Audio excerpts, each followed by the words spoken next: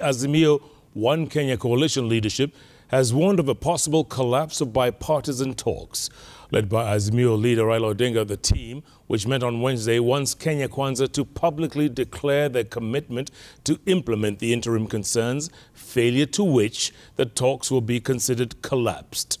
The coalition, which has called on renegade members of parliament to resign and seek a fresh mandate, also alleged that the Kenya Kwanza government is keen on infiltrating Azimio-affiliated parties with a plan to have a supermajority in parliament, which will make it easier for President William Ruto to amend the constitution and remove presidential term limits. This story was produced by our very own Joroge Gatete. In a show of solidarity with the members in the bipartisan talks, who suspended their participation in the talks for 7 days, Azimio leaders led by Raila Odinga have now issued an ultimatum to the Kenya Kwanza side to declare their commitment to addressing issues raised in the discussions and which form the key agenda for the opposition. The leaders say Kenya Kwanza lacks the goodwill to address issues raised. The meeting resolved and has given authority to our team in the bipartisan talks to issue a notice of dissolution of the talks in the event that Kenya Kwanza will not publicly accede to the interim measures within 6 days in line with the provisions of the framework agreement. This notice ends on Tuesday next week.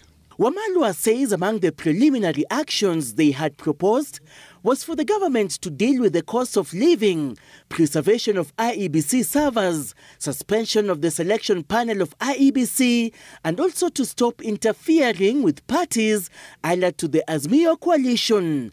The leaders also claim that the Kenya Kwanza representatives at the talks appear divided. The members are answering to different bosses and are not moving in the same direction.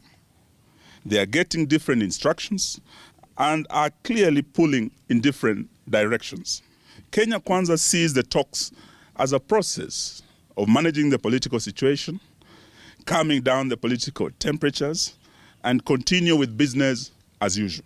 The opposition says the Kenya Kwanza agenda to take control of Jubilee Party is an elaborate scheme to ensure President William Ruto gets a supermajority in parliament to amend the constitution to the disadvantage of Kenyans. The destabilization of the Jubilee Party is a do-or-die agenda sponsored by the highest level of Kenya Kwanza leadership, whose aim is to ensure Kenya Kwanza obtains a super majority in parliament and amends the constitution, removes presidential term limits, abolishes devolution, and removes the independence of constitutional commissions and places them as part of the presidency. While supporting the resolution of the Jubilee Party to kick out errant members, Azimio wants all elected members who have gone against the wishes of the coalition to resign and seek fresh mandate.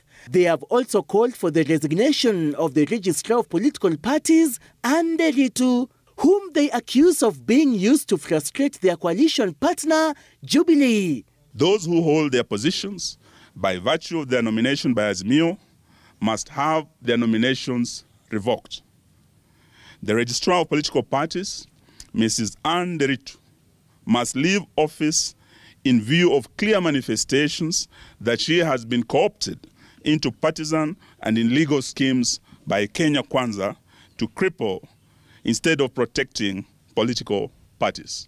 The opposition leaders say they will issue directions to their supporters next week after a coalition parliamentary group meeting.